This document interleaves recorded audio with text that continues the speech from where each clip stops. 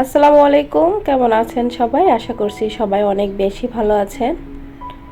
আলহামদুলিল্লাহ, আমরাও ভালো আছি। এই তো দেখছেন আমার গাছগুলো। আর এই গাছটাকে আমি আজকে একটু পানি পরিবর্তন করে দিব।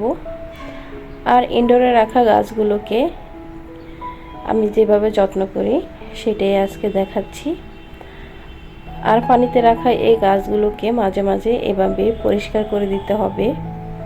পাতার উপরে থাকা ধুলোবালিগুলো যেন পরিষ্কার হয়ে যায়। এভাবে করে সপ্তাহে একদিন বা 15 দিন পর একদিন পরিষ্কার করে দিলেই হবে।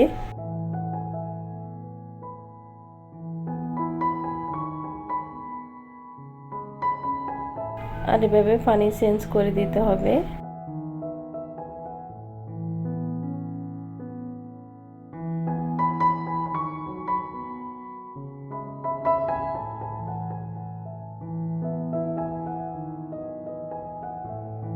আমি নতুন করে আবার পানি দিয়ে দিলাম। এখানে ফিল্টারের পানিটা দিলে বেশি ভালো হয়।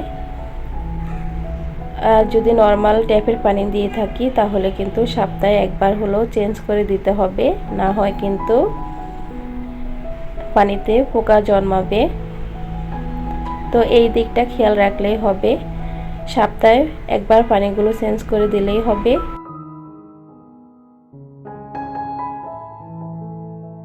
আর এই যে বেসিনের গাছগুলো মাশাআল্লাহ অনেকটা বড় হয়ে গিয়েছে। আর একদম ছোট্ট একটা টপে, এই টপটা আমি বানিয়েছিলাম, একদম ছোট টপটাতে আমি এই গাছটা লাগিয়েছি। আলহামদুলিল্লাহ, এই গাছটা কিন্তু অনেক বড় হয়ে গিয়েছে, এই যে দেখছেন। আর এখানে সাথে কিন্তু একটা সিঙ্গোনিয়াম গাছ আছে। আমি সিঙ্গোনিয়াম গাছগুলো পানিতে রেখেছি। আর এই সিঙ্গোনিয়াম গাছগুলো কিন্তু পানিতে খুব ভালোই হয়। আমি কিন্তু ওই মানি প্ল্যান্ট গাছটা এখানে রাখি না, এটা অন্য জায়গায় রাখি। যাই হোক, চলে আসলাম। আজকে কি রান্না করছি সেটা আপনাদের সাথে শেয়ার করব। আজকে গরুর মাংস রান্না করে নিব। এখানে আমি আদা বাটা, রসুন বাটা,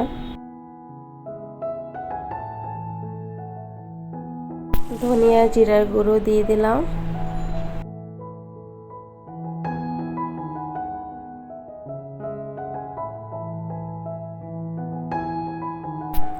মাংসের সাথে গরম মশলাটা সব সময় বেটে দেওয়ার চেষ্টা করি। আর বাটা মশলার স্বাদ কিন্তু বেশি, সেটা আমরা সবাই জানি। তো এখানে আমি দিয়ে দিচ্ছি হলুদের গুঁড়ো, মরিচের গুঁড়ো। তো আমি আজকে এটা মাংসটা হাতে মাখিয়ে রান্না করব।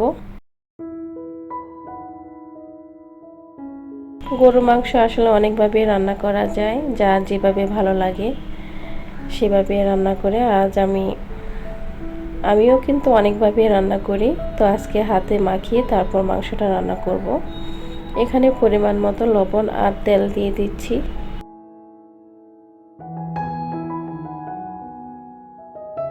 পেঁয়াজও দিয়ে দিলাম। এখন ভালো করে মাংসটাকে মাখিয়ে নিব।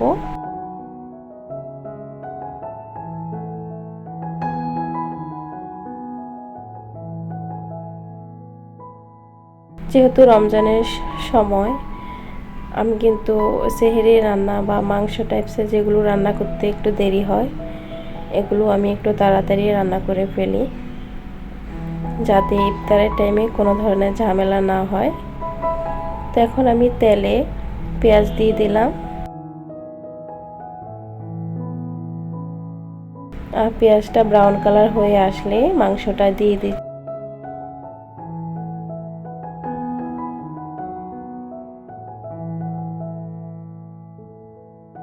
মাংসের সাথে আজ আলু দিব না, মাংসটাকে আজকে ভুনা ভুনা করে রান্না করব।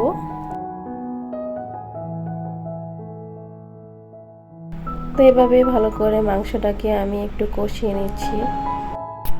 এখনো পর্যন্ত যারা আমার সাথে আছেন প্লিজ একটা লাইক করে দিবেন।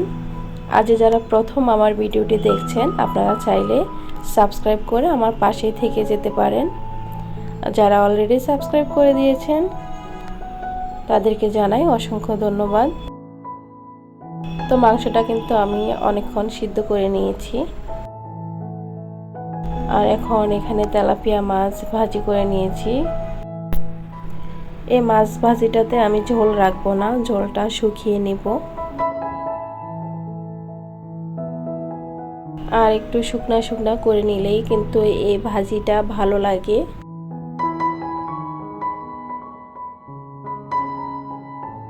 তো আজ এগুলোই রান্না করলাম, আর বেশি কিছু করলাম না। আর ইফতারটা আজ আমি শেয়ার করছি না আপনাদের সাথে, হয়তো অন্য কোনো ভিডিওতে আবার শেয়ার করব। আজ এই পর্যন্তই। সবাই ভালো থাকবেন, সুস্থ থাকবেন। আল্লাহ হাফেজ।